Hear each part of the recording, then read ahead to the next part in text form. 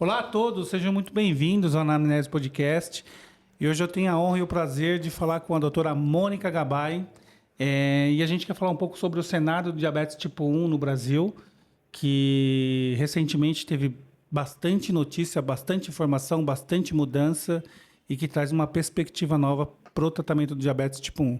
Então, quero agradecer ela. É uma das médicas que tem contribuído muito, né, nos últimos anos aí, na construção do tratamento do diabetes tipo 1, é uma líder de opinião. Eu olho para ela aqui, tem acesso a tratamento tanto seja no seu consultório como na Unifesp. Eu lembro aqui que uma das primeiras bombas de insulina do Brasil a gente colocou em um paciente de Heliópolis, não é isso? Exatamente, exatamente. Então é Então, uma jornada de 40 anos, né? Estou completando 41 anos agora de formada. E sempre me dividi nesses dois cenários que fazem parte da minha vida: o serviço público e o serviço privado. Porque eu acho que diabetes você tem que ter acesso para todo mundo. E o Brasil é muito desigual. Mesmo quando a gente fala em termos de estado, né? A gente está num estado extremamente privilegiado. São Paulo é bem diferente da maioria dos estados. Mesmo quando a gente pensa em rede pública, a gente tem mais acesso, haja vista que a gente tem processo administrativo, por exemplo, para a bomba de insulina. Um protocolo a se seguir, mas tem acesso. Em outros lugares, a gente é só processo judicial. Então, eu acredito que o médico precisa navegar nesses dois cenários. Então, faz parte da minha vida estar desses dois lados, né? Então, hoje, por exemplo, eu estou vindo da Unifesp. Amanhã eu estou no IBETED e assim por diante.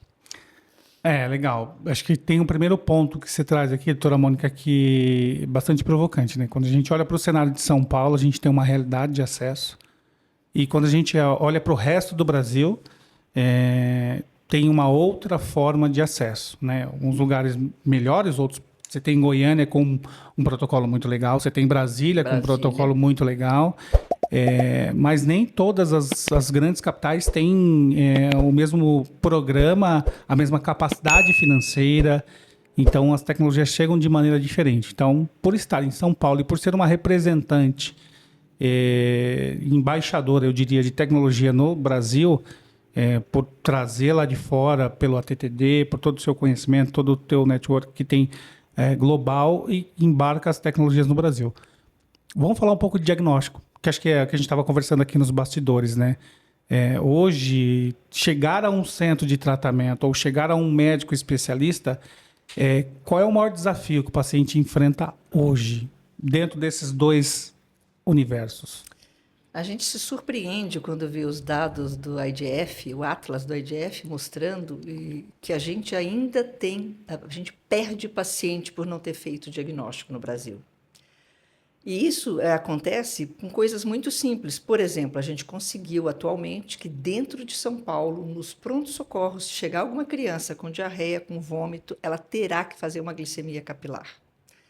Porque todo mundo espera o diagnóstico clássico. Pessoa que chega ali urinando muito, bebendo água, perdendo peso, gritando na testa que a glicemia está alterada. Mas essa não é uma realidade. Então, você pega uma criança muito pequenininha, de colo, de fralda, ela chora muito, ela está irritada porque ela tem sede. É a mãe que fala que o bebê está querendo mamar o tempo inteiro.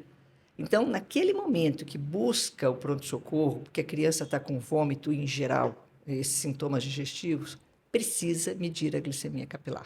Então, é uma atitude super simples que vai dirimir essa criança, eu vou seguir em frente, porque é possível que seja um diabetes. Essa criança com glicemia normal está com uma virose e está tudo ok. Porque para nós é muito importante ter o diagnóstico sem evoluir para um quadro de cetoacidose. Esse é um quadro assim, extremo que a gente gostaria de evitar. Então, você pega países do primeiro mundo em que a incidência de cetoacidose é em torno de 5%, 8%. E pega regiões do Brasil onde isso é 40%, 50%. Então, são números muito altos e ainda temos, infelizmente, cada vez menos, não fazer o diagnóstico e morrer por cetoacidose sem ter o diagnóstico do diabetes. Então, eu acho que a gente tem uma jornada que foi ao longo dos anos treinar o pediatra, porque a gente tem a área da endocrinologia, do endócrino pediatra, mas quem está no pronto-socorro geral é o pediatra. Então, eu preciso treinar o pessoal do primeiro nível, então, do posto de saúde, quando uma criança de 10 anos ou um adulto jovem, ou mesmo um adulto busca auxílio, o posto precisa pensar de fazer a glicemia capilar. Então, é um exame facílimo, que você vai usar uma fita e vai te dar um norte se eu devo investigar a mais ou não. Então, acho que aqui em São Paulo a gente conseguiu isso foi uma grande vitória.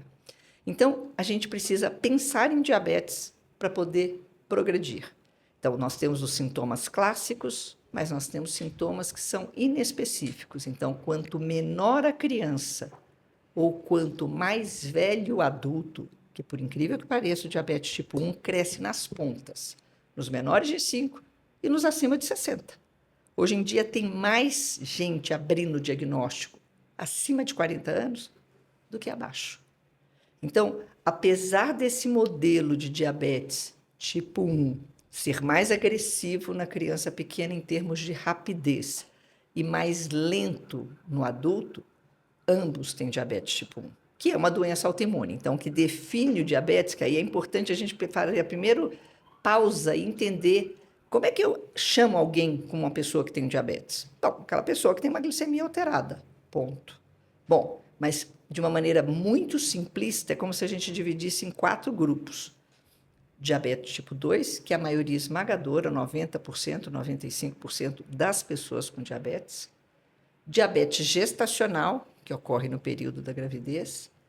Uma chavinha que a gente chama outros tipos, e aí subdivide em várias coisas, diabetes monogênico, diabetes associado à droga, à pancreatite, enfim. E o diabetes tipo 1, que é uma doença autoimune. Quando a gente fala de imunidade, o nosso organismo sabiamente nos defende de vírus, de bactéria. A gente recentemente, com Covid, a gente dosava anticorpo contra a Covid. Eu tinha um marcador mostrando que eu tinha uma defesa contra aquele vírus. Então, a gente produz anticorpo contra proteínas que tem dentro do pâncreas. Então, se eu tenho alguém que tem uma glicemia alterada e eu doso o anticorpo contra GAD, IA2, ZNT8, insulina, são proteínas próprias do pâncreas, eu defino que alguém tem diabetes tipo 1. E uma vez que tem diabetes tipo 1, é um processo inexorável que vai caminhar para a destruição completa da célula beta. O tempo que isso vai levar vai depender da idade, da presença ou não da cetoacidose ao diagnóstico e da intensidade do tratamento que a gente faz. Então, a gente quer começar desde o diagnóstico de maneira intensa, com a terapia que a gente chama basal-bolus, que é a terapia que imita o indivíduo normal. Muito bem, e aí a senhora traz, então, me atualiza, por favor, né? Quando a gente fala que a gente venceu em São Paulo, então hoje em São Paulo, a gente tem uma ferramenta para entrada no serviço de urgência e emergência, na pediatria ou de maneira geral, em que a gente faz uma medição de glicemia e dentro de um protocolo clínico a gente consegue ali trazer o mapeamento de um potencial paciente com diabetes. Isso já é lei em São Paulo. Isso. Claro que quando você fala de rede privada, isso já é comum. Então, dentro de um pronto-socorro privado, é uma rotina fazer a medida da glicemia capilar e, se necessário, plasmática. Mas no SUS, isso não é rotina. Aqui em São Paulo passou a ser rotina. Então, a gente faz na Unifesp, no pronto-socorro. Então, posto de saúde tem fita disponível. Então, isso é um ato que a gente gostaria que fosse disseminado para qualquer lugar. Então, acho que já até fica um insight para a gente provocar e discutir a respeito de como exportar essa iniciativa de São Paulo para que a gente possa ter melhor diagnóstico dentro das outras regiões, né? Então, esse é um contexto importante. Você trouxe aqui que no serviço privado a gente já tem alguns protocolos estabelecidos e a gente sabe que a gente tem, olhando São Paulo e Brasil, diversos níveis de acesso de serviço privado também, com a sua complexidade da assistência privada, por todo o modelo que a gente tem de pagamento, financiamento, enfim. Tem espaço para melhoria desse protocolo dentro do serviço privado também? Sim, porque aí nós estamos falando de outro item importantíssimo, que é a educação do médico. Então, nós temos muita gente se formando e só 1/4 a 30% dos médicos, por exemplo, faz residência médica. Não estou nem discutindo pós-graduação, mestrado, doutorado, estou falando residência médica.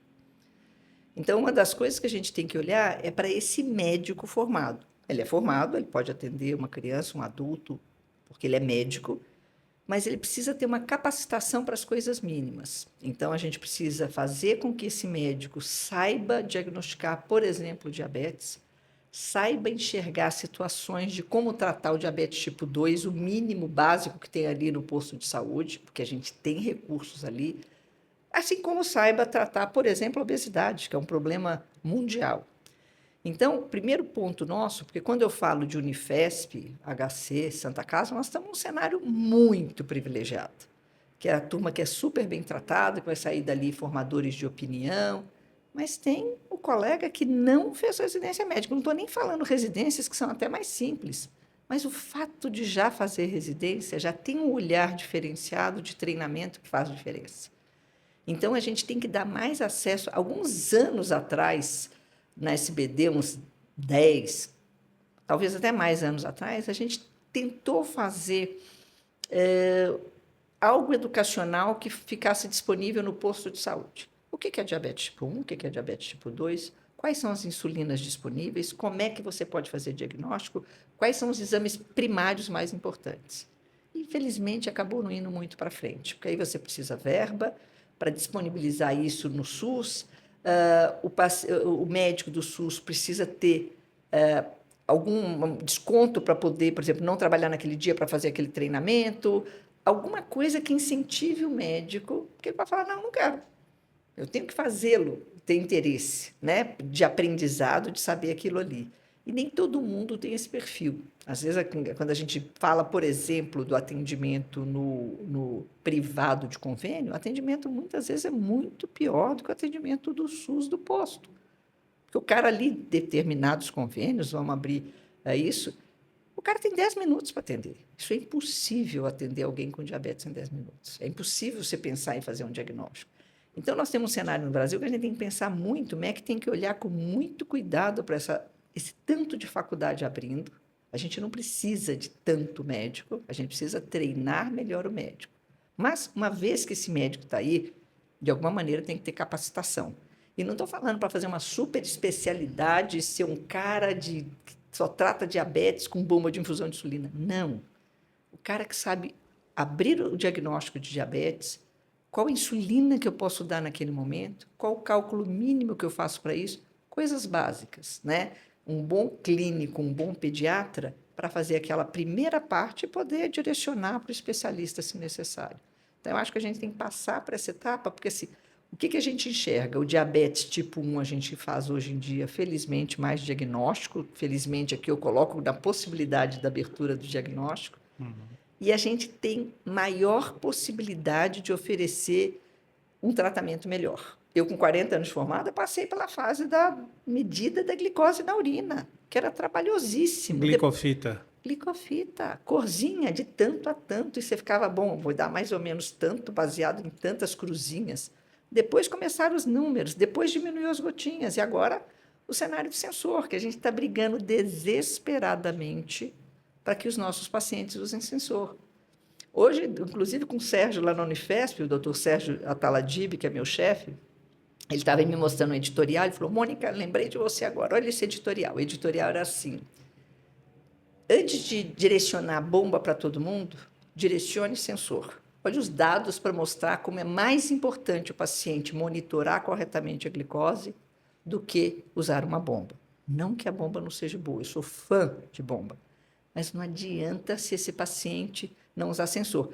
E, de novo, não adianta só usar o sensor, porque o cara recebe 5 fitas em São Paulo, a maioria dos estados do Nordeste são 50 a 100 fitas só para DM1, ele recebe 5 fitas por dia, 150 fitas, e muitas vezes ele não sabe o que fazer. Ele olha o número e fica lá, anota no caderninho, hoje em dia a gente descarrega, e o que você fez com esse número? Então, o médico tem que ser treinado para treinar o paciente, para entender o impacto que tem, ver uma glicemia do sensor, se sobe, se desce, o impacto da comida, o impacto da atividade física, etc. Né? Você vê que é um universo complexo, né? Eu já tinha montado um roteiro, já desmontou todo o meu roteiro. Porque na prática, educação e engajamento médico, né? E quando você trouxe essa questão, e eu acho que me recordo um pouco, a gente falou de um programa de ministério lá atrás, de fazer um PSF, o médico da família, um engajamento e tal.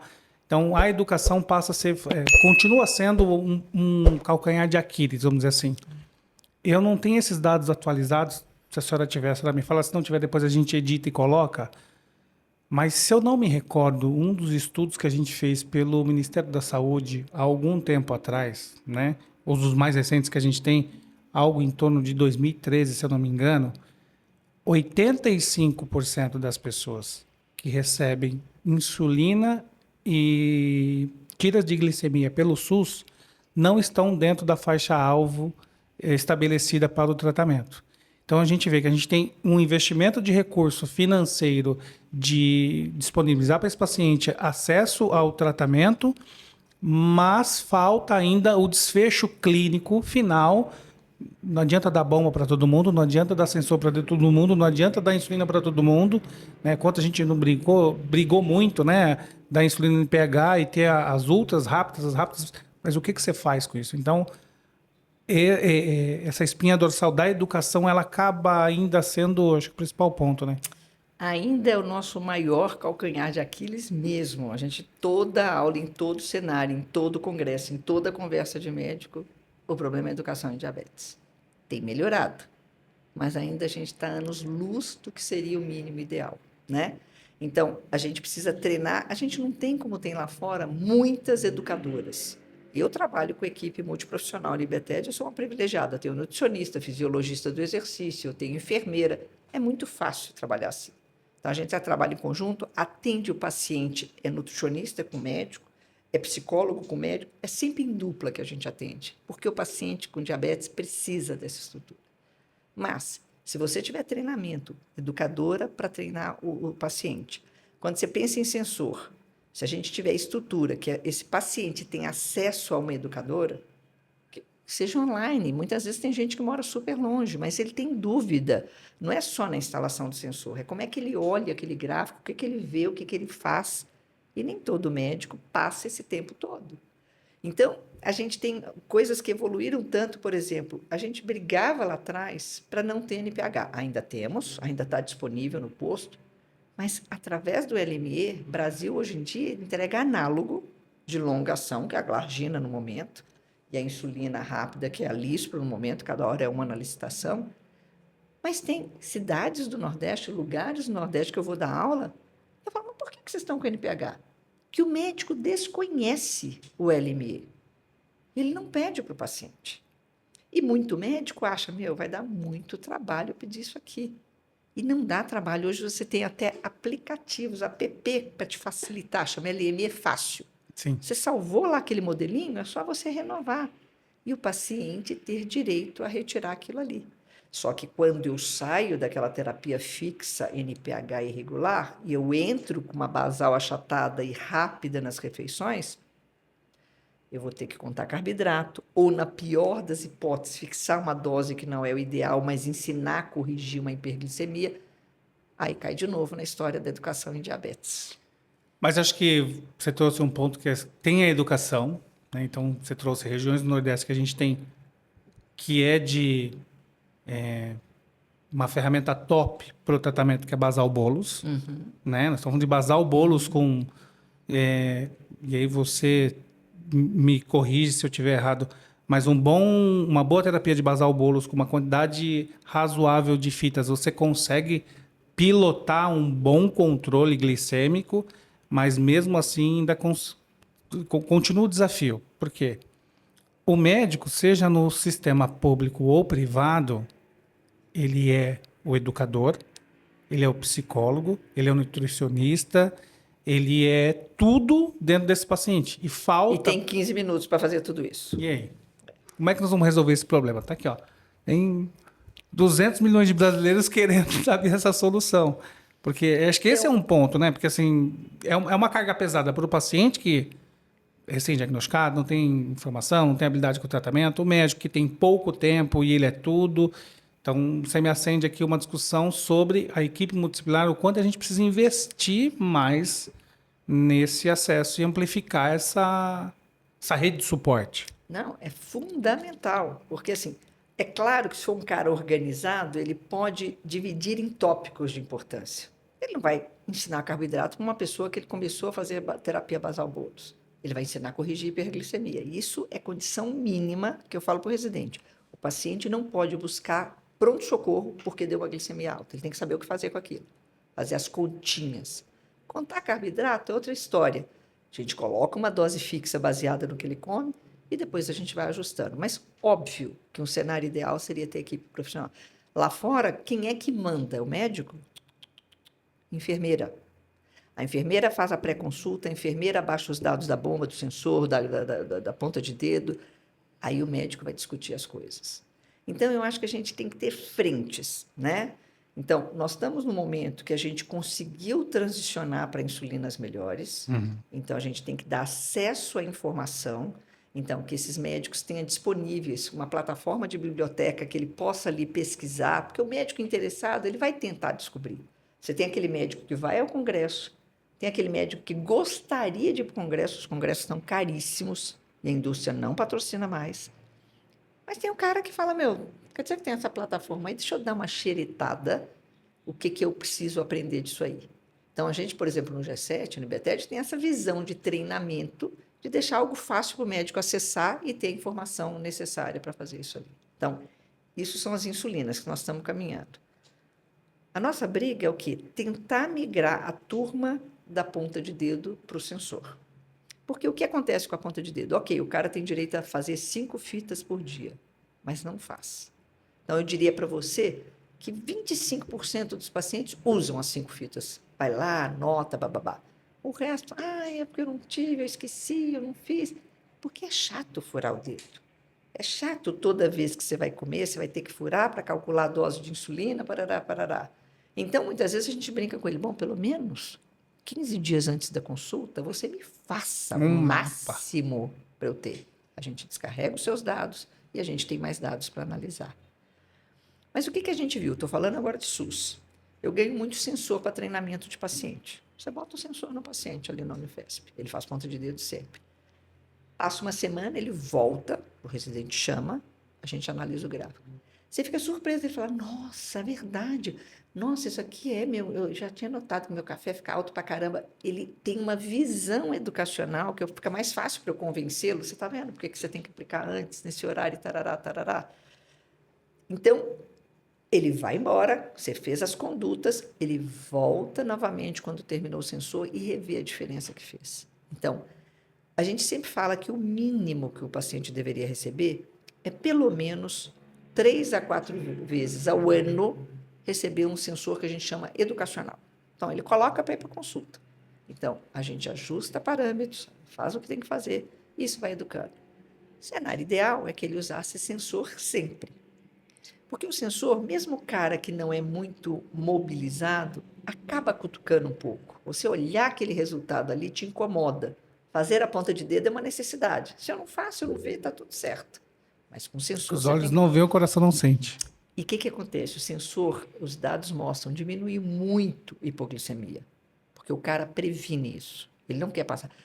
Ele não liga para a hiperglicemia, porque ele não tem sintoma. Ele acha que não vai dar nada, comigo não vai acontecer nada. Olha, você tem risco de ter complicação microvascular. Parece uma coisa tão distante. Agora, passar mal, com hipoglicemia, sudorese, ter que faltar ao trabalho, dar vexame, que eles brincam que dá vexame na hipoglicemia.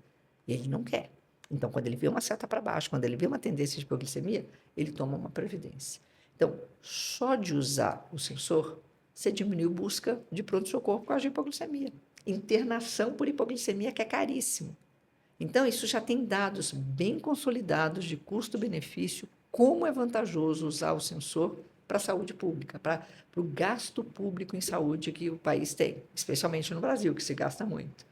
Então, seria um cenário que a gente deveria brigar para que isso acontecesse, e aí depois, a tecnologia, a bomba, seria a ponta do iceberg. Nós não somos Finlândia, Suécia, que põe 100% dos pacientes com coisa. Você pega Estados Unidos, 50% dos pacientes DM1 usam tecnologia bomba. Sensor. Todos que têm seguradora, todos usam sensor. Caraca. Mas tem a tuba no Medicare, que nosso SUS dá de 10-0 neles. O cara nem insulina ele compra mais. Eles estão fazendo cetoacidose, aumentando essa turma que não recebe nenhum recurso financeiro, porque a insulina nos Estados Unidos é caríssimo. Então, assim, o SUS tem um papel importante porque fornece uma boa insulina e fornece a fita. Agora, se a gente conseguir andar um pouco mais e fornecer o sensor, eu acho que a gente já faz assim, um avanço absurdo, né?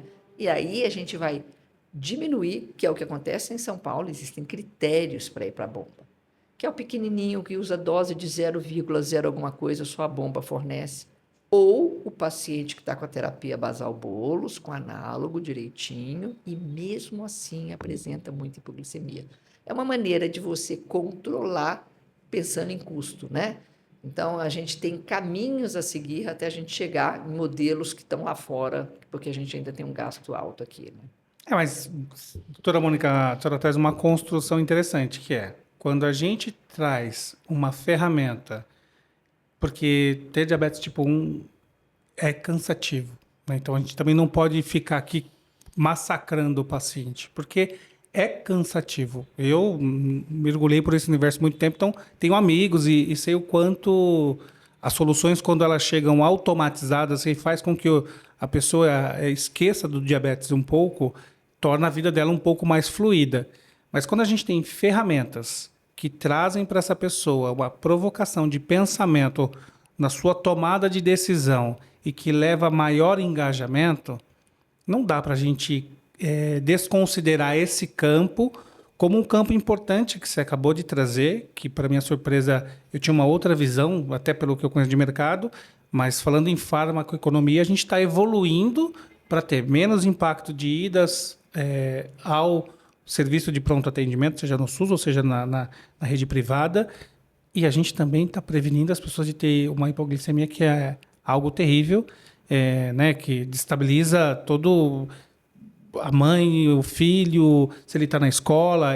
Não é um episódio de uma gripe, não. É um episódio severo que a pessoa acaba desfalecendo e tal.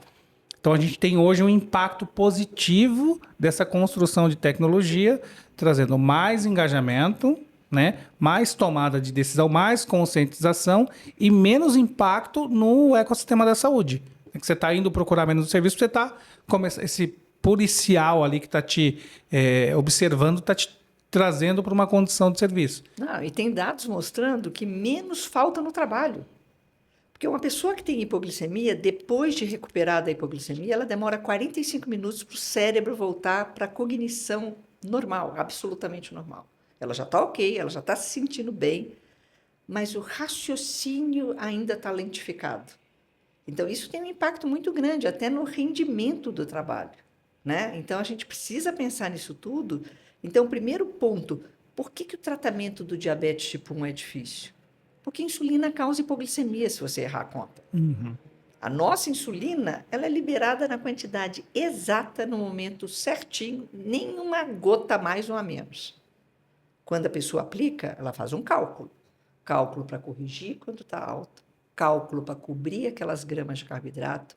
Então, eu brinco que o diabetes tipo 1, as pessoas que têm diabetes tipo 1 são guerreiros, definitivamente guerreiros, porque o cara que controla bonitinho é aquele que vestiu esse peso e procurou fazê-lo ser o menor possível. Então, beleza. Então, antes de comer, eu tenho que calcular. Então, mais ou menos é isso aqui. E por isso você tem aplicativos para tentar diminuir essa carga, que você vai lá, coloca a glicemia, escolhe a comida e alguém faz a conta para você. Só te diz quando você vai aplicar e você vai aplicar, né?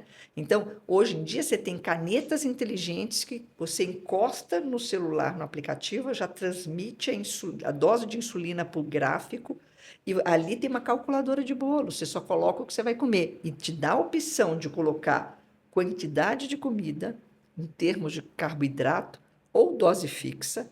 Então, tudo buscando minimizar essa carga, que é bem pesada e é constante em todo momento. Não tem férias, 24/7, que a pessoa com diabetes tipo 1 tem. Então, eu acho que assim, se a gente tiver a gente tem uma ferramenta que diminui risco de hipoglicemia, minimiza para não ter que aplicar, ficar furando o dedo o tempo todo, e além disso, possibilita essa pessoa entender e compreender melhor como é que aplica a insulina, por si só já vale a pena, né? Então, e a gente vai acabar separando aquele que vai, de fato, precisar de uma tecnologia mais cara. Então, por exemplo, o DM2, pode começar com glicemia capilar, com pontinha de dieta, fita reagente. Foi insulinizado? Tem que usar sensor, né? Então, assim, você tem hoje em dia tanta opção de tratamento para diabetes tipo 2, e mesmo para diabetes tipo 2, eles entregam uma fita por dia. Quer dizer, o DM1 são 5 aqui em São Paulo, e DM2 uma fita por dia. Então, quer dizer, tem que mudar esse cenário, né? Assim, se a fita... E tem um estudo mostrando, se eu for usar fita de maneira correta, quando eu penso em terapia basal bolos, que é usar de 6 a 8 fitas por dia, você pagou o sensor. Com Sim. mais cuidado, com mais critério, sem a necessidade de furar o dedo, etc, etc, etc, etc. Entendeu? Só que o que acontece? Como a maioria dos lugares fornece 100 fitas, que são 3 medidas capilares, não tem como você enxergar um cenário aqui, outro aqui, e já deduzir o que é o ideal, né? Você não vê os picos e vales que acontecem nos Ou se a intervalos. gente usar o sensor da mesma forma que a gente vem usando a ponta de dedo sem a conscientização do impacto do que eu faço de teste de glicemia e da conduta que eu tenho. Então, mas eu vejo que se traz que a gente tem um avanço. Olhando para o, né, você falou de 40 anos de dedicação em tratamento de diabetes tipo 1, olhando para esse universo e olhando para a atualidade. Eu sei que nos últimos 2, 3 anos a gente teve algumas mudanças significativas no mercado, algumas que estão em andamento, outras que estão, a gente falava um pouco mais cedo, para acontecer, mas eu queria que você trouxesse um update assim, qual é o cenário que o Brasil está em adoção de tecnologia e como isso tem impactado a sua rotina, né, no tratamento de acesso a ferramentas. O que aconteceu, na verdade, de mudança é que até uns 5 anos atrás, eu diria, a gente, por exemplo, não investigava irmãos, parentes de primeiro grau de alguém que tinha diabetes. A gente falava, bom, se eu descobrir que alguém tem risco, vamos lembrar que é diabetes tipo 1, que aí tem aquele anticorpo positivo. Então, se eu fizer um marcador dos parentes de primeiro grau e eu encontrar um anticorpo positivo, o que eu vou fazer com isso? Vou estressar a família, porque eu vou dizer que essa pessoa tem risco de ter diabetes tipo 1 e não vou fazer nada. Então, a nossa opção era muito conservadora. A gente, não faz nada. Se houvesse algum sintoma, e vou te dizer que várias mães, dentro da Unifesp, diziam, ai, doutora, o irmão, eu estou achando que está bebendo muita água, fazendo muito xixi. E a gente fazia uma ponta de dedo lá na hora. Se por sorte pegava alguma alteração, a gente, opa, vamos em frente que tem algum problema aqui. Só que o que aconteceu? Com os estudos que cada vez mais começaram a determinar que o diabetes tipo 1 começa antes de abrir o quadro clínico oficial. Quer dizer, a gente chama alguém com diabetes tipo 1 quando está bebendo água, fazendo xixi, e aí você mede uma glicemia capilar ou no sangue, e você tem uma glicemia de jejum acima de 126 e pós-teste ou alimentação acima de 200. Então, são os critérios, ou faz hemoglobina glicada acima de 6,5. Mas e essa turma que não tem esses números ainda? Então, hoje a gente classifica o diabetes em estágios. O estágio 1 é a presença de anticorpo e que não tem nenhuma alteração de glicemia. A gente habitualmente dosa 4 tipos de anticorpos. Então, se tiver 2 positivos, com glicemia normal, nenhuma alteração nesse sentido, é o estágio 1. Quando tem 2 anticorpos positivos e, além disso, uma glicemia de jejum alterada, um teste de GTT alterado, uma hemoglobina glicada alterada, é estágio 2. E, finalmente, o estágio 3 é quando tem sintomas e quadro clássico de glicemia alterada. Por que a gente classificou nessas etapas? Porque você tem um risco de caminhar para o estágio 3 e abrir o diagnóstico que já é estabelecido. Como é que foi visto isso? Grandes estudos populacionais, tem mais de 12 estudos que acompanharam 15, 20 anos, começaram pegando crianças, tem uma criança com diabetes tipo 1, nascia uma criança neste grupo, parente, irmão dessa criança aqui, fazia um marcador genético inicial, que é o HLA. Aqui a gente não faz tanto, que é muito caro. Bom, o HLA da criança que nasceu é igual ao do HLA do irmãozinho que tem diabetes tipo 1. Então, eles acompanham essa criança dosando os anticorpos. E à medida que os anticorpos foram ficando positivos, eles foram acompanhando em que momento a glicemia se alterava. Então, esses estudos nos permitiram dizer, com um nível de acerto razoavelmente bom, de 85%, que naquele momento, se eu estou no estágio 2, e se eu tiver uma determinada alteração glicêmica, eu tenho um risco de 40%, 80% ou 100% de ter diabetes nos próximos 5 a 7 anos. O que a gente sabe hoje em dia é que a presença de 2 anticorpos positivos, essa pessoa terá diabetes 100% de certeza ao longo da sua vida. Só que agora a coisa está ficando melhor porque a gente consegue predizer em quanto tempo isso vai acontecer. Bom, então eu já consigo predizer se um irmão de uma criança com diabetes vai ter diabetes tipo 1, o que eu posso fazer com essa criança?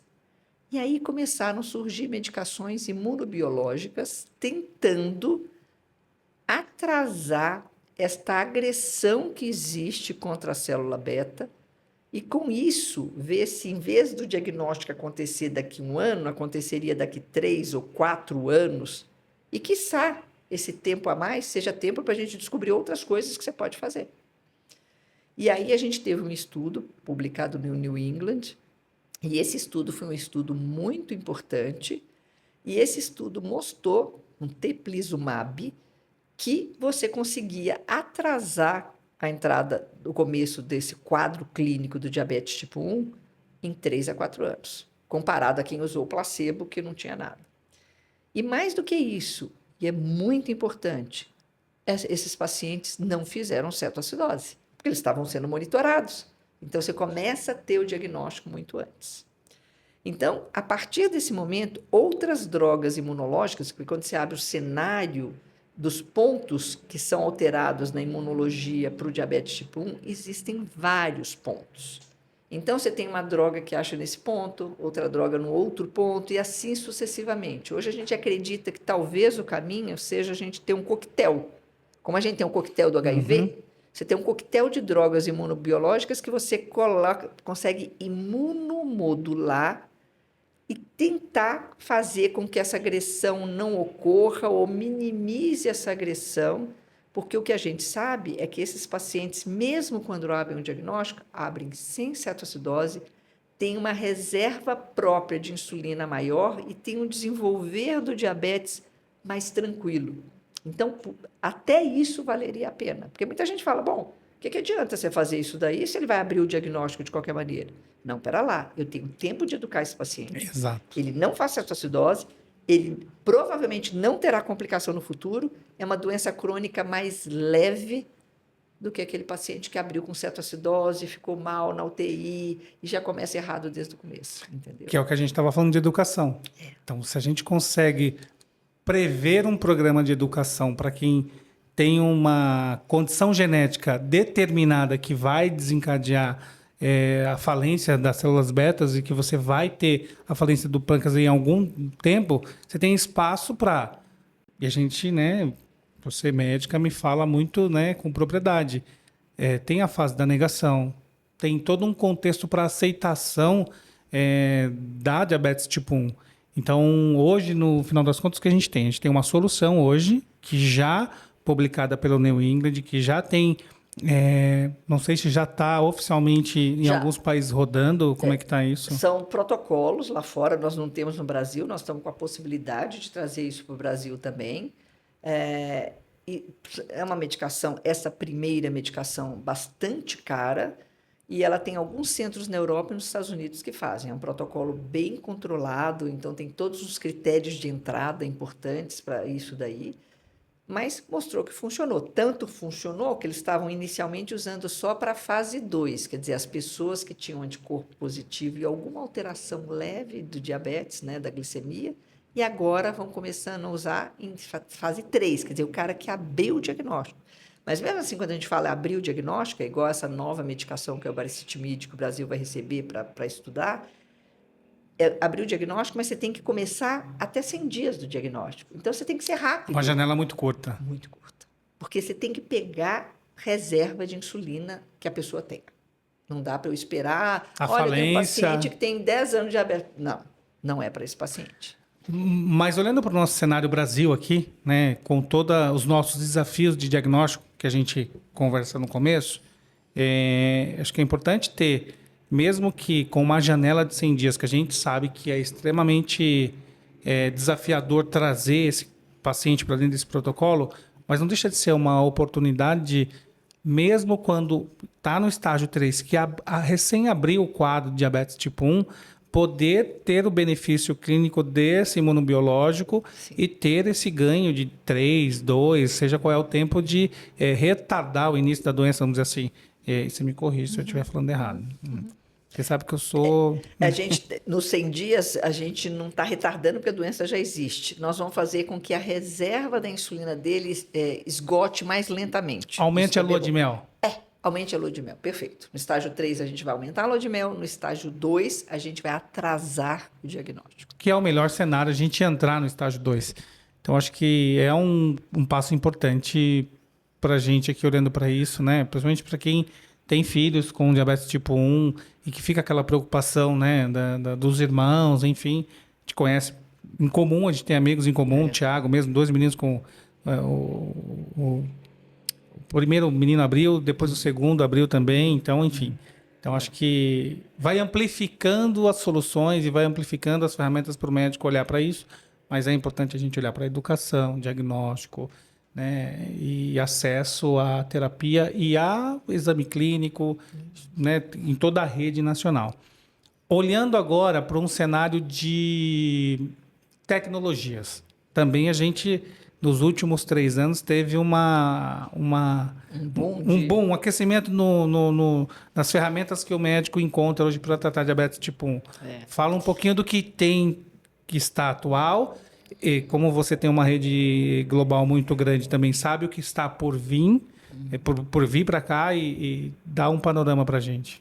Eu acho que o que veio para ficar é o sistema automatizado de infusão de insulina. Não tem volta. A gente precisa, para diminuir a carga das pessoas, eu brinco que o diabetes tem vida própria. E cada pessoa é diferente de outra. Então, você mesmo com bomba, você estabelece qual é a quantidade de insulina da madrugada. Para um dia dá certo, para outro... Madrugada, não estou falando que a pessoa comeu, não estou falando que a pessoa estava correndo, fazendo atividade física, ela estava dormindo. No sistema automatizado, você enxerga que a entrega de insulina de cada dia é diferente do outro. Não tem como a gente acertar com uma dose fixa de basal ou numa insulina, numa bomba manual, que você bola o basal fixo para aquele horário. 24 programações. Não dá certo. Então, o sistema permitiu que a gente veja que a madrugada fica linda, porque ele entende que está subindo a glicemia para infundir mais insulina, se está baixando a glicose é para diminuir a infusão até suspender. Ele faz isso sozinho. Mas, além disso, ele consegue fazer bolos de correção. Mesmo o paciente. Ainda é um sistema híbrido, não é um pâncreas artificial que faça tudo, mas a gente está muito perto de chegar nisso. Então, todas as bombas, Omnipod, Medtronic, Tandem, Meditron, todas as bombas estão caminhando para não contar carboidrato. Do closed loop, né? Exato. A gente está numa fase intermediária que a gente ainda coloca números de carboidrato, mas está mudando para figurinha. Então, depois que você fica um período de tempo usando aquele modelo que você coloca lá as gramas 30, 42, 68, você não precisa colocar o número, você marca café, almoço, jantar e lanche, por exemplo. O sistema vai entendendo para cada horário quanto sobe, qual a velocidade que está subindo e vai calculando. Vai ser o próximo passo para quê? Para depois eu não precisar falar mais nada. Porque ainda uma grande barreira é o paciente aplicar a insulina antes. Como assim? Por incrível que pareça, as insulinas não são tão rápidas quanto deveria ser. Mesmo as que a gente chama ultra rápida. Porque no pâncreas normal, na hora que eu encosto a comida na boca, em fração de segundos, o pâncreas vai liberando insulina. E quando eu aplico no subcutâneo, tem insulina que fica 10 minutos no subcutâneo, e a maioria das insulinas que a gente chama rápida fica 20 minutos. Então, esse paciente precisa aplicar 10 minutos antes ou 20 minutos antes. Mas quando eu peço para ele contar carboidrato, ele vai falar, bom, eu não tenho certeza do que eu vou comer. Ele espera chegar na refeição, vai ter certeza do que ele vai comer, e se for criança, então, a mãe fala, eventualmente ela não vai comer, e aí aplica depois. Ou, na melhor das hipóteses, aplica no meio. Agora, se eu falar com ele, se aperta esse botão, que tem uma carinha de café da manhã, antes do café da manhã, não tem que pôr número, eu vou lá e aperto. Não pensei. E aí vai ajudar em muito o algoritmo para entender esse raciocínio de quanto vai subir. Então, eles foram inteligentes de saiu da contagem numérica e está todo mundo passando para a contagem qualitativa. Isso eu forço o paciente a aplicar antes. O algoritmo melhora, ainda mais agora com inteligência artificial. E aí, o próximo passo, eu já não preciso falar mais nada. Aquele paciente que passou por essas etapas, ele vai ter que passar. A bomba, o algoritmo já conhece o perfil desse paciente. E aí ele vai comer, vai subir pela velocidade de subida, vai dar mais insulina, vai dar menos insulina. Aí, entre aspas, eu estou com pâncreas artificial. Ainda não tem glucagon, não tem os outros hormônios, mas eu tiro. Imagina um paciente que só precisa trocar a cada tempo o sensor e o reservatório. Porque o que tem que ter na pessoa? Só o reservatório. O celular é o algoritmo, o sensor mede, manda para o algoritmo, que calcula, que manda por Bluetooth para o reservatório que libera insulina. Acabou. Eu ponho uma bomba pequenininha, o reservatório pode variar de tamanho a depender da necessidade do paciente, e aí ele usa o sensor e a bomba e já tem protótipo para que o reservatório e o sensor sejam no mesmo lugar. Você fique com um item só, não fique com dois. E quem é que não carrega celular hoje em dia? Difícil, né? Difícil quem não está no WhatsApp, né? No Então, WhatsApp e no Instagram. É muito legal. é. Doutora Mônica, você também tem uma vivência de contribuição de educação muito grande, né? Seja pela Sociedade Brasileira de Diabetes, seja pelo IBTED, que hoje acho que está há 5 anos, 4 anos. 6 anos. 6 anos, tá vendo como o tempo passa? Que é um centro de referência em tratamento de diabetes e tecnologia em São Paulo, com uma equipe multidisciplinar, com um mundo ideal, né? À disposição desses pacientes com tratamento privado. Também tem um trabalho de educação muito importante pelo G7, que também então é médica, empreendedora, professora, é tudo. Queria que você falasse um pouquinho da iniciativa do IBTED aqui em São Paulo, né? Até para inspirar outros serviços no Brasil, o modelo de funcionamento, o teu maior desafio no IBTED, qual foi para conseguir construir essa equipe dos sonhos e essa ferramenta de acesso, né? Importante. E depois a gente fala um pouquinho do G7. Começou no sentido ao contrário. Eu montei uma equipe na Unifesp para fazer o ambulatório de bomba que tem 14, 15 anos. E num dia, num bate-papo com as nutris, enfermeiras, barará, e os médicos, eu falei, nossa, não tem em São Paulo um sistema privado para a gente fazer esse tipo de approach que nós temos aqui. A gente dá aula para os pacientes, a gente dá aula para os residentes, a gente deveria montar um sistema nesse sentido. E assim criou o IBTED. Então, eu trabalho comigo, tenho 2 nutricionistas, 2 enfermeiras, um fisiologista do exercício, um educador, uma psicóloga, e 4 médicos, 2 endócrino-pediatras e 2 endócrino-adultos. Nós somos em 10. Então, primeiro, a gente mudou a visão de atendimento. Atendimento nunca é o médico sozinho. A primeira consulta, obrigatoriamente, é em dupla. Então, em geral, é médico, enfermeiro ou médico nutricionista. Mas, eventualmente, é um primeiro diagnóstico, uma criança pequena, a mãe chega aos prantos, na hora a gente troca, em vez de entrar a enfermeira, entra a psicóloga, por exemplo. Né? E o fisiologista do exercício entra na educação do adolescente que quer fazer atividade física, do adulto que tem dúvida como faz atividade física. E lá a gente tem propostas diferentes, desde a consulta individualizada até programas de atendimento. Programas para bomba, programas de educação de sensor ou programas de atendimento para o DM1, para o DM2, que tem X consultas com tantas educadoras. Essa foi a visão que a gente enxergou e, através disso, a gente começou a fazer um trabalho também com a indústria, né? Então, treinando médicos com sensor, por exemplo. Então, a gente ia treinar em determinadas regiões. Começamos dentro do IBTED, mas só cabiam 10 pessoas, aí começou a aumentar o número de pessoas, então a gente acabou fazendo coisas itinerantes. Então, a gente vai até uma região, marcado pelo REP, as pessoas que são para ser treinadas, os médicos, e ali a gente faz discussão de caso clínico, instalação de sensor, instalação, e faz toda essa dinâmica. E temos duas vivências com tecnologia, que é bomba e sensor, que é um fim de semana. Antes os cursos eram divididos, mas vem muita gente do Nordeste, e a pessoa tinha que vir 2 vezes, num primeiro momento, que era o básico, e depois avançado. E a gente agora faz num fim de semana inteiro, essa vivência, porque fica com a bomba, tem várias coisas ali. Então, a gente chama Mastertech, são nossos cursos de bomba. E no G7 surgiu, a gente está fazendo 4 anos, nós somos um grupo de amigos, né? De longa data já, então viaja junto para congresso, a gente tinha experiências com a indústria com 2 ou 3 aqui, e a gente resolveu se juntar. Também ali nós temos 3 endopeds, 3 endos de adulto, e tem uma pessoa que é o Betil, que é o CEO do grupo, que é mais da área de publicidade.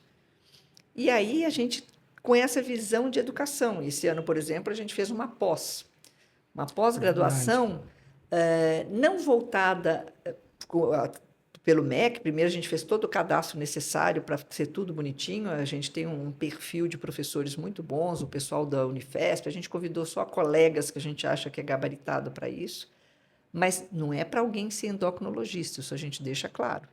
O nosso foco principal é treinar o clínico, o pediatra, o médico de família. Temos uma dermato, um reumato, tem 2 endócrinos de Roraima e de Amazônia, que é um deles. Então, são aulas que são síncronas, online, e materiais que a gente grava muito aula. Então, assim, a gente faz a produção com aqueles slides e tudo mais, mas aulas pequenas, mais interativas, para passar o recado do que um médico que está na linha de frente de um posto de saúde sozinho precisa saber sobre diabetes, sobre obesidade. A gente colocou um módulozinho de empreendedorismo, o que fazer no consultório, o que você pode fazer com inteligência artificial e tudo mais. Conheço. Então, a gente tem essa visão que você precisa ter educação do profissional, mas você também tem que ter o atendimento para a equipe multiprofissional. Se eu te mandasse o roteiro, não ia ficar tão bom assim o podcast, né? Porque no final das contas a gente abre uma discussão importante, e a gente sabe que calcanhar de diabetes é educação, é engajamento do médico, do paciente, e a gente não pode julgar ninguém, nem o paciente, nem o médico, porque o tempo, o acesso à informação. Então, ferramentas como essa do IBTED, de fazer essa capacitação do especialista para que a gente ganhe propriedade no uso das ferramentas, seja bomba, seja sensor, seja um imunobiológico, para quem é aplicado com a maneira correta, a gente consegue sensibilizar, seja a fonte pagadora pública ou privada, de que a gente está usando um recurso que faz muito sentido. Eu trouxe o dado do Ministério da Saúde, né? Depois você me confirma ou não, mas se eu não me engano é isso, 85% das pessoas têm acesso ao tratamento e não tem resultado, desfecho clínico necessário. E você pega uma iniciativa dessa do IBTED, a gente está atingindo esse desafio. E assim como o G7, né? Eu conheço todos os membros do G7, sei que também leva esse braço de educação. Então, diabetes é educação, né, doutora Mônica? No final das contas, diabetes é educação. A gente pode ter o que for de recurso, mas diabetes é educação, né? Se não tiver treinamento, não adianta toda essa ferramenta, né? Então, a gente tem que começar pelo básico, ensinando desde o paciente, a família, as pessoas que têm acesso, ensinando a escola, que com criança é uma dificuldade enorme com escola. Então, você tem a escola privada, que tem lá enfermeira, técnica de enfermagem. Eu acompanho com o WhatsApp, então a enfermeira com a criança que usa bomba, que pesa comida, coloca foto, manda grama de carboidrato, aquela coisa que é para dar aula, lindo. Marca reunião com coordenador. Tudo. E tem a criança, a maioria, que a mãe deixa de trabalhar porque não tem ninguém para aplicar insulina na criança e a criança fica na escola pública no período integral. E aí a gente tem a dificuldade, por exemplo, criança com espectro autista, merecidamente, tem uma professora extra, uma auxiliar para ajudar. O diabetes tipo 1, você tem 2 possibilidades. Eu já treinei várias escolas. Quando o diretor é engajado, porque eu falo para a mãe das crianças da Unifesp, dá meu telefone para o diretor da escola, pede para ele me ligar, eu posso treinar a professora da sala. Especialmente com bomba, que parece uma coisa do outro mundo, sim. né? Eu já tive escolas maravilhosas, públicas, Estado, Prefeitura, manda a professorinha lá. Eu mostro para ela a bomba, o que é, tarará. Meu, dá super certo. Não é, não quer ir lá. Mas dá para você dar uma aula online para as escolas dessa região? Não tem problema. A gente tem os slides montados, o que é uma canetinha, o que é uma seringa, o que é uma bomba, o que é um sensor. Desmistifica isso, já é o primeiro passo. Agora tem escala que não quer nem ouvir falar. Que fala, como é, você se vira, se quiser você vem aqui, faz a ponta de dedo, a gente não faz, a gente não mexe nisso aí. Não aplica, não mede, não faz nada especial. Então, ainda é uma calamidade a gente pensar que a mulher deixou de trabalhar para poder aplicar insulina no filho. É, vamos dizer, quantas histórias a gente não conhece? E ainda pensando aqui, tem um programa da ADJ, né? Que é. A ADJ vai à escola, Sim, alguma coisa do gênero, né? tudo, tem todos os caderninhos montados, bonitinhos. Isso é internacional. Acho que o Levimar fez uma série de cartilhas também para a escola. Tem, mas o que acontece? Muitas vezes a escola, recentemente, deixa eu lembrar o nome da médica, gente, a Laura Cudizio, da Santa Casa, Laura, que era da equipe da Renatinha. da Renatinha. Eu fui na tese dela, da banca dela da tese de doutorado, e ela fez um trabalho muito bacana. Ela fez um aplicativo para a escola, validado, e aí coisas bem fáceis, quais os dados mais importantes que a escola tinha que saber, tarará, e fez um convite para a escola que ela treinaria a escola. A minoria aceitou ir. As escolas que aceitaram treinar, ou as escolas que tiveram acesso, que dava para saber quem tinha acesso ao aplicativo, e navegaram no aplicativo, porque tinha uma maneira de computar quem tinha navegado, quem respondia, quem não respondia, as crianças eram cuidadas. Porque a escola se mobiliza, Engajamento. engajava. Ah, então tá, não, é só isso. Ah, bom, na bombinha eu só tenho que olhar e fazer isso. Ah, eu só tenho que medir o dedo assim. Então, vai perdendo medo e participando um pouco mais. O resto, mesmo com essa oferta, não participou. Então, sabe, é muito complicado. Porque você precisa fazer com que talvez tivesse ter uma lei, né? Então, assim, diabetes tipo 1 tem que ter alguém na escola que possa ajudar, né? Ou a escola obrigatoriamente vai ter que ter uma pessoa que o médico treine, que vá até o hospital onde a criança, para ter uma orientação mínima. Mas ainda é um gargalo enorme e assim, é um pecado, porque essas mães param de trabalhar mesmo. E aí o que acontece? São crianças com 7, 8 anos que você está treinando a fazer tudo sozinha. Porque tem gente que fala, que absurdo, como assim? Só tem 8 aninhos. Bom, se eu não treinar essa criança, essa mãe não consegue trabalhar, não tem dinheiro, e aí pronto, os problemas começam. Não sei se eu falo, se eu não falo, mas eu vou te trazer um exemplo pessoal de um amigo pessoal que a filha abriu um quadro de diabetes. Né? E aí foi diabetes tipo 1, com 5 anos. E na época ele me procurou e falou: Cara, você trabalha com diabetes e tal. E ele falou: Ó, deixa eu tomar conta da minha ansiedade, porque eu sou entusiasta da solução. Existe um caminho muito grande, a gente já conversou de outras situações, existe um caminho muito grande, eu posso te encurtar caminho, mas você precisa confiar em mim. Resumo da ópera, eu falei: Olha, tem um caminho do sistema de infusão. Você precisa aprender a contar carboidrato, a disciplina, tal, mas esse caminho é o caminho que mais vai ter um melhor desfecho clínico se você tiver engajamento. E na época, o médico que atendeu na emergência trouxe como é que essa criança vai fazer para ir para a escola com esse negócio. Resumindo a história, essa criança demorou uns 3 anos para entrar na bomba em função desse Bloqueio que a drive, pessoa fez. desse Né? bloqueio. Depois de 3 anos, a mãe amigo Aprendeu, pessoal, estudou. tava, a gente tem vida. Ao contrário, ela tem autonomia para ir para a escola e ela passa a ser um papel de educação dentro do ambiente com. E é difícil a gente imputar para a criança essa responsabilidade de educar os amiguinhos e educar os adultos no cuidado com o diabetes. Mas, de fato, é uma autonomia, uma liberdade no tratamento. Então, acho que o recado é: vamos usar a educação, vamos engajar em educação de tudo que a gente está falando a respeito de tratamento, para que a gente possa tornar essas ferramentas cada vez mais viáveis. Eu acredito que a gente está falando de Brasil, diversos sensores entrando. A gente hoje tem oficialmente dois sistemas de infusão de insulina. A gente tem diversas insulinas, a gente tem imunobiológico vindo. Quanto melhor a gente usar essas ferramentas com equipe multidisciplinar, todo mundo engajado, educado, com desfecho clínico, mais a gente amplia acesso à discussão de preço e, enfim, tudo. O ecossistema se autorregula de uma maneira mais positiva. É mesmo isso aí. E eu acho que a gente, para fechar isso, é entender que o Brasil já não é aquele Brasil de 40 anos atrás que eu comecei. Os médicos têm toda a chance de usar praticamente tudo que tem lá fora. Nós temos nossas barreiras, um pouco de dificuldade, mas você não ouve mais falar que a pessoa abriu o diagnóstico de diabetes, foi para os Estados Unidos para ter o melhor tratamento. Você consegue fazer tudo daqui.